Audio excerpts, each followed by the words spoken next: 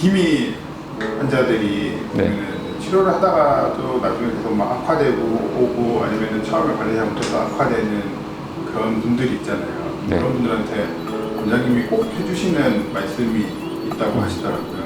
기미 환자는 항상 처음 상담할 때 상당히 오래 하는데 이때까지 치료를 어떻게 받았는지 꼭 물어보고, 그 다음에 이때까지 그냥 생활했던 것 중에 기미를 악화시킬 수 있는 것들을 꼭 고려해 보시라고 하거든요. 그래서 먼저 치료에 대한 내용은 기존에 받았던 거에 대해서 좀 불신이나 불만이 있는 경우가 많아서 그런 부분은 제가 충분히 이제 듣고 이제 제가 시술할 때 감안해서 이제 하면 되는 거고, 이제 두 번째, 우리가 이제 일상생활을 하면서 나도 모르게 피부에 계속 자극을 줘서 기미를 악화시키는 게 대표적으로 이제 세안이거든요.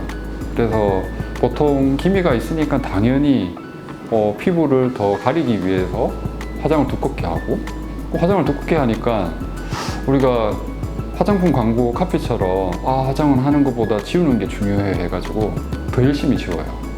그래서 그걸 계속 반복하다 보면 우리가 이 피부 장벽이 계속 손상이 돼서, 그 피부 장벽이 손상이 되면 결국은 우리가 염증 반응이 좀 조장되면서 기미가 악화되는, 색소 침착이 오히려 증가되는 쪽으로 가거든요. 그래서 일단 저녁에 세안하실 때, 특히 이중 세안하는 거, 우리나라 사람들은 뽀드득거릴 때까지 깔끔하게 씻으려고 세안하려고 많이 하시거든요. 그래서 그런 경우는 세안제를 한 가지만 쓴다든지 아니면 약산성에 좀 저자극 세안제를 쓰고, 이제 화장은 최대한 좀 적게 하는 방향, 또는 뭐 선크림까지만 바른다든지, 이제 요즘 많이 쓰는 쿠션 파운데이션이나 비비크림이나 아니면은 뭐 액상 크림 타입의 그런 형태 말고 뭐 파우더 형태나 트윈 케이크 형태의 어떤 메이크업을 가볍게 한다든지, 그렇게 해서 일단 세안할 때 좀 자극을 좀 적게 줄 수 있는 방향으로 일단 바꾸시는 게 좋을 것 같고, 그렇게 이제 자극을 많이 받기 때문에 우리가 피부 장벽에 좀 도움이 되는 화장품, 보습제를 좀 신경을 써야 되거든요. 피부 장벽에 도움되는 보습제를 꼭 적절하게 사용하시는 것을 추천드리고, 자외선 차단제를 어떻게 바를 거냐, 충분히 발라줘야지 어느 정도 효과가 있는데, 우리가 이제 화장을 하게 되면 사실은 조금 바르고 더 바르지를 못하니까 효과가 떨어지는 거거든요. 그래서 최소한 하루에 두세 번은 두세 시간 간격으로 덧발라줘야 되니까, 제가 이제 많이 권해드리는 거는 꼭 특별한 날이 아니면 메이크업을 하시는 것보다는 그냥 선크림, 또는 선크림에 약간 그런 뭐 커버가 가능한 그런 이제 색깔이 있는 틴티드 선크림을 이제 좀 덧발라 주시는 거를 좀 권해드리고, 그 다음에 몸 상태가 안 좋은 분들이 결국 기미가 많이 생기거든요. 우리가 일반적인 건강검진에서는 뭐 이상이 없다고 하지만 몸 상태를 제대로 평가를 해보면 일반적인 피검사, 혈액검사에서는 이상이 없지만 세포의 대사 기능이나 아니면 어떤 뭐 장애에 대해서 우리가 평가를 해보면 이상이 있는 분들이 꽤 많거든요. 그 다음에 아까 말한 마인드, 스트레스나 잠, 그런 것들로 인해서 악화되는 분들이 꽤 많기 때문에 사실은 이런 전반적으로 라이프 스타일을 바꿔주는 게 사실은 기미 치료에 되게 중요하거든요. 근데 대부분은 그냥 기미 치료를 점다치처럼 그냥 피부에 생기는 멜라닌 색소 질환처럼 생각하니까 레이저 치료하면 끝나겠지 이렇게 생각하니까 뭐 계속 재발하는 거에 대해서 또 치료를 계속 받아야 되는 거에 대해서 불만이 생기지 않나. 그래서 기미는 뭐 제가 생각할 때는 내과의 당뇨나 고혈압처럼 생각을 해서 그냥 만성 재발성 난치성 질환이니까 그거에 맞춰서 원인이나 악화 요인을 잘 조절을 하시면 그것만 하더라도 뭐 피부과에서 꼭 레이저 치료 안 받는다 하더라도 많이 좋아질 수 있다 이런 생각이 듭니다. 지금 병원에서는 기미 환자를 위한 치료 프로그램이 어떻게 운영이 되고 있나요? 그 환자에 맞게끔 어떻게 치료를 하고 끌고 가는가가 사실은 정말 중요한 부분이고, 그리고 그 개개인에 맞춰서 좀 주의해야 될 사항들, 악화 요인을 조절해야 되는 거, 이런 것들이 더 중요하다고 생각하시면 됩니다.